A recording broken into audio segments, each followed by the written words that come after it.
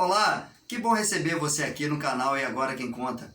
Hoje estamos trazendo a grande história de uma atleta do judô capixaba. Quem é ela? Daqui a pouquinho eu conto para vocês. Antes disso, se inscreve no nosso canal, deixe seu like e curtam todos os nossos vídeos.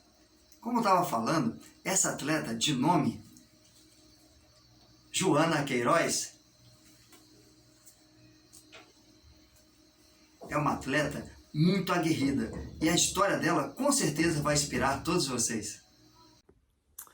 Olá, para quem não me conhece, eu sou Joana Queiroz. Vou contar um pouquinho aqui da minha história no judô, que começa lá no ano de 2001, de fato, né? Porque para eu entrar no judô foi uma luta difícil, foi a minha primeira luta, eu acho. O meu irmão já fazia judô e eu queria muito fazer judô, eu acompanhava ele nos treinos, nas competições e eu queria, mas meu pai não deixava. Né, um ano antes disso, eu fazia eu consegui entrar numa equipe de futebol na época, na escolinha de futebol na época da escola, e já tinha sido difícil entrar na escolinha de futebol. E aí, pô, judô também, isso não é coisa de menina, né? Então, meu pai não deixava eu entrar no judô, então foi assim, foi um trabalho aí de um ano e meio, mais ou menos, até que tia Creuza falando no ouvido dele, Sensei Luiz falando no ouvido dele, todo mundo, né? Pra convencê-lo de deixar eu começar a treinar judô. E aí, um ano e meio depois que o meu irmão já estava treinando judô, meu irmão já era faixa cinza, eu entrei no judô. Isso, quando eu entrei no judô, eu já sabia contar até 10 em japonês, eu já sabia fazer o Sotogari, Ponsoinagi, enfim. Que eu treinava com meu irmão em casa, tanto que eu queria aquilo. E aí eu comecei no judô, eu apanhava muito, apanhava muito. Na época, né, lá no Judopan, tinha uma equipe forte, era o Renatinho, Thiaguinho. Na época a gente tinha a Natália, que é a irmã do Renato, a Mariana, enfim, uma galera pesada aí que não deixava pra depois, não. Mas eu nunca fui uma pessoa que gostava de apanhar. Então, eu sempre tentei. As minhas primeiras inspirações eram os meus amigos de treino, sabe? Então, eu queria ser igual a eles, eu queria conseguir derrubá-los, né? Pra mim, era a maior motivação naquela época, quando eu entrei, era conseguir derrubar um deles. E assim eu fui seguindo. No primeiro ano que eu entrei no judô, eu já participei dos festivais. E, e eu sempre ficava em segundo nos festivais. Eu lembro perfeitamente, até os meus 11 anos, eu perdia todas as lutas para uma única menina. E eu nunca vou esquecer o nome dela, era a Micaela. Ela não seguiu no judô. Ela, em todas as competições, era ela em primeiro e eu em segundo. E aí eu passei a treinar pra ganhar da Micaela e esse dia chegou. E aí eu fiquei em primeiro no campeonato estadual, foi a minha primeira vitória no campeonato estadual. E depois desse dia a Micaela não voltou mais. E logo em seguida eu quebrei o meu ombro. Eu tinha 12 anos quando eu quebrei o meu ombro. Foi treinando lá na Judopan. Me lembro perfeitamente, como se fosse hoje. Foi com a Samantha, que era uma amiga de treino, assim, espetacular. A Samantha, fora de série, ela não teve culpa nenhuma, foi um acidente mesmo. E doeu muito, porque não só dor física, né? Eu tinha lutado para estar ali. E eu tive que ficar um ano fora do judô. Um ano sem fazer atividade física. Eu quebrei o úmero. Fiquei com um mês o braço engessado, um mês de tipóia e muito tempo de fisioterapia. Muito tempo de recuperação e isso durou quase um ano. Quando eu voltei, o judô feminino estava em outro cenário e eu cheguei na última etapa do estadual. Poucas pessoas lembravam de mim. E eu fui campeã num estadual que era difícil, porque tinha muitas meninas fortes que tinham acabado de ser campeã pan-americana, campeã brasileira. E Sensei Luizinho fez uma pressão na minha cabeça e eu consegui. E aquilo me motivou extremamente, porque eu lembro perfeitamente. Porque era a minha primeira competição, ninguém esperava nada de mim. Pós-trauma, né? Que o meu ombro é atrofiado até hoje. Bom, seguimos. E no ano seguinte eu fui pro meu primeiro regional, não medalhei, mas foi uma experiência surreal. Assim, eu acho que nem todas as competições eu lembro perfeitamente, mas eu me lembro perfeitamente da minha primeira viagem, as pessoas que estavam, né? De muita coisa. Inclusive, Sensei Léo estava nessa primeira viagem. E aí, no ano seguinte, foi o regional em Salvador. Eu fui campeã com a Sensei Fabiana, né? Essa história aí que ela já até contou aqui. Fui campeã. E aí, o Sensei Luiz, na verdade, ele nunca pôde viajar com a gente. Assim, era raras as competições que ele ia, por conta do trabalho dele, né? Mas e aí, nessa competição, nesse regional, foi em Salvador, né? Sensei Léo também estava com a gente, me lembro perfeitamente. Ajudou, né, na época, tomar conta da Joana. E eu fui campeã regional com a Sensei Fabiana e esse dia vai ficar marcado o resto da minha vida. Não pelo título, mas como a situação aconteceu. E eu voltei muito feliz, aquilo era o que eu queria. Era aquilo que eu queria, e quando eu voltei mais focada do que nunca. E comecei treinando muito, e por aí a gente foi, assim, eu fui, né, caminhando pros brasileiros mesmo, pros Jogos Escolares brasileiros. Então, eu fui seguindo nessa caminhada. E quem por muitas vezes foi meu técnico foi o Sensei Valcleide, né? Muitas vezes, assim. Não sei dizer quantas vezes. E ele foi uma pessoa que me ajudou muito. Muito mesmo, assim. Eu não sei nem se ele tem noção disso, sabe? O Sensei Valcleide, ele foi uma pessoa que sempre conversou comigo desde quando eu era muito nova. Então, assim, não só de judô, mas de vida pessoal também. E ele me ensinou muita coisa sobre judô, eu não sei nem, sabe? Ele, inclusive, tenho várias histórias com ele. Ele sempre falava, Joana, você come demais. O dia que você parar de competir, você vai ficar gorda, Joana. Enfim.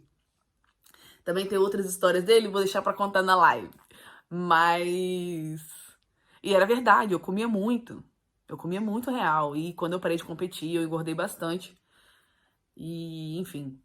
Eu nunca vou esquecer dele falando isso. Porque é difícil até hoje, sem competir, eu manter o meu peso. Mas, assim, foi uma pessoa que me ajudou, que sempre esteve ao meu lado quando eu estava fora do Espírito Santo. Sempre me apoiou, sempre conversou, sempre me ensinou coisas sobre o judô, sabe? Ele tem um conhecimento muito grande sobre o judô e passava isso pra mim, né? Na verdade, poucas pessoas estão dispostas a ouvir, né? Poucos adolescentes estão dispostos a ouvir histórias sobre o judô, ter conhecimento sobre o judô, e de vez em quando, a gente dentro do ônibus, horas e horas, eu parava e escutava muitas coisas sobre judô, né? Enfim. E aí, nas competições em si, o que me... Ah, Joana, por que você não tem uma medalha de ouro no brasileiro e tudo mais, né? Vou falar algo que eu nunca falei. Assim, nunca conversei com as pessoas, né? O meu psicológico me atrapalhou muito nas competições. Muito. No início, quando eu ganhava, ou não medalhava, eu me divertia muito com aquilo, né? Só que chegou um momento que eu tinha capacidade para medalhar, mas eu sofri uma pressão muito grande, externa e interna. E isso me atrapalhava muito, né? Hoje eu tenho consciência disso e hoje, toda vez que eu tenho um aluno, que eu tenho, não só de judô, né? Das outras áreas que eu trabalho, eu, eu, eu tento trabalhar muito esse lado psicológico, porque eu sei que hoje talvez tivesse feito diferença lá na minha época. Não tô falando que todo mundo precisa, mas tem pessoas que precisam dessa ajuda. Então, eu acho que todos os campeonatos brasileiros que eu fui, eu acredito que todos eu cheguei na semifinal. Se eu não cheguei na semi, eu caí e fui até a disputa de terceiro. Todos. E em todos eu perdi. Ou na final de terceiro, ou na semifinal. Mas não era porque eu não tinha capacidade, era psicológico. Eu, eu tava pensando muito além daquela luta. Eu não conseguia pensar naquela luta e focar naquela luta. Eu pensava em 300 milhões de coisas depois daquela luta, se eu não ganhasse aquela luta, se eu ganhasse, tudo que poderia acontecer. Então, assim, aquilo me atrapalhava muito, real. Hoje eu tenho consciência disso, naquela época eu não tinha. Então, isso acabou que foi me desmotivando. E aí eu comecei, né, deixando as competições de lado e foi aonde eu comecei a dar uma segurada no judô. Na verdade, eu comecei a perceber que eu não me divertia mais como eu me divertia antes nas competições, né? Porque eu sempre fui uma pessoa muito competitiva. E teve um momento que eu era faixa roxa, né? O Sensei Luiz sempre foi uma referência pra mim, assim. E ele sempre falou pra mim o que tinha que ser dito. Mas a gente nem sempre tá preparado pra ouvir o que tem que ser dito. E um dia a gente não discutiu, porque eu não sou esse tipo de pessoa que discute com quem é muito importante. Não é que é muito importante, mas que é mais velho e tal. Eu tenho essa questão do respeito. Então eu não discuti com ele. Ele falou algo, eu escutei, fui embora e não quis mais voltar. E aconteceu o nosso, a gente brinca, a gente fala que aconteceu o nosso divórcio. E aí, a Sensei Fabiana me acolheu com muito pé atrás, assim, porque ela, né, tem uma relação muito boa com a Tia Cruz, com o Sensei Luiz. E E aí ela falou, Joana, mas poxa e tal, por que você não conversa? Volta pra lá, não sei o quê. E a gente, né, nova, cabeça dura, enfim. Ela falou, Joana, tá, tudo bem, eu você quer ficar aqui, tal. Não, beleza. Fiquei no Judô Tebalde, foi ela até que me deu a faixa marrom, né? E voltamos às competições e tudo mais. Fui campeã estadual pelo Judô Tebalde. E aí eu fui embora pro Rio, pro estado do Rio de Janeiro. Fiquei sem lutar judô alguns anos. Foi quando eu tive meu primeiro filho. E logo que eu tive ele, eu voltei a treinar judô. Assim, acho que ele tava com 4 meses quando eu... 4 ou 5 meses quando eu participei da minha primeira competição no Rio. Que eu fiquei em segundo lugar no Campeonato Estadual do Rio de Janeiro. E depois eu decidi parar de vez, porque eu tive uma lesão lá também, na clavícula. Nessa mesma competição, na final da competição, eu tive uma lesão na clavícula. E aí parei de vez. Até 2015, quando eu voltei para o Espírito Santo, fui participar de uma competição. E entra uma outra pessoa super importante nessa história, que é o Bruno. O Sensei Bruninho. Sensei Bruninho olhou pra mim e falou assim, você quer participar dos Jubes? Falei, quero, claro. Aí ele falou assim, tá, você quer fazer faculdade? Vamos botar você na faculdade? Você quer fazer? Eu falei, quero, claro.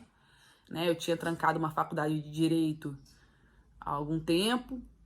E aí eu queria voltar pra faculdade, juntou ali o útil ao agradável, né? E ele conseguiu uma bolsa pra mim na época, e na faculdade, e aquilo pra mim na verdade, foi a mudança da minha vida ali, sabe? E ele não deve nem ter noção disso. Eu sou eternamente grata por ele ter conseguido essa bolsa pra mim, sabe? Eu me formei em Educação Física, licenciatura, por causa dessa bolsa. Foi essa bolsa que me fez entrar na faculdade e sair formada. Mas, vamos lá. Aí eu fui pro JUBS. Nesse caso, não foi. Eu já tava me divertindo novamente com o judô. E não, eu fiquei em quinto no Brasileiro Universitário. Mas foi mais questões de arbitragem mesmo. E aí eu voltei e segui na faculdade e tal. Participei de várias. Fui campeã estadual de novo. Mas não levei muito a sério. E aí tive a minha filha, parei novamente. E aí, logo depois que eu tive a minha filha, eu comecei a dar aula lá na American Top Team. Foi o Marcelo que me abraçou lá, assim, foi a minha primeira turma de judô, que eu tinha quase 20 alunos e era muito maravilhoso, era uma família também, assim. Marcelo me apoiou muito, sou muito grata, Marcelo Guimarães. E depois voltei pro Rio e peguei minha turminha lá, comecei a crescer uma turminha lá, que é a minha turma atual de judô, né? E ingressei no bacharel, me formo agora em bacharel e agora faço parte, né, desse grupo, desse movimento judô feminino do Espírito Santo, né? Eu gosto de chamar de movimento, porque o judô feminino no Espírito Santo sempre existiu, sempre foi muito forte, sabe? Desde lá do início, sempre foi muito forte. A gente podia não ter uma seleção capixaba com 3, 4, 5, 6 atletas. A gente podia não ter várias disputas dentro de um estadual. Mas a gente sempre teve uma atleta de ponta, 2, 3 de ponta, sempre. Então eu gosto de falar que hoje a gente tem um movimento do judô feminino, que é essa união que está acontecendo, que me convidaram a participar e tá sendo assim uma experiência incrível na minha vida, poder conhecer mulheres do judô que eu não conhecia, que já tinha ouvido o nome até, mas não conhecia, e foram pessoas importantes para o judô capixaba. E até mesmo, que é uma coisa que a gente sempre fala, criar referências para essas novas gerações dentro do nosso estado. Então, para mim, está sendo maravilhoso participar desse grupo que está movimentando o judô feminino. E eu sigo nessa caminhada, dando aula para os meus pequenos e ajudando o judô feminino. E para finalizar, quando eu formei faixa preta, eu já voltei, né, pro Judô Pan, me acertei com o Sensei Luiz, graças a Deus. E sou muito grata, sou muito grata ao Sensei Luiz e Tia Creuza por tudo que fizeram por mim. E ainda fazem, né? Ainda fazem. Tem mais 2 pessoas que eu não citei, assim, com ênfase no vídeo, que é o Sensei Léo, que sempre abriu as portas do dojo dele para que eu pudesse treinar. Nunca me cobrou nada, sempre me ajudou, sempre conversou comigo também sobre o judô, sobre vida pessoal, assim, dando conselhos mesmo, sabe? Tomei muita moca do Sensei Léo. Sou muito grata. E a outra pessoa é o Sensei Zé de Barros, que uma pessoa que sempre abriu o dojo dele pra mim também.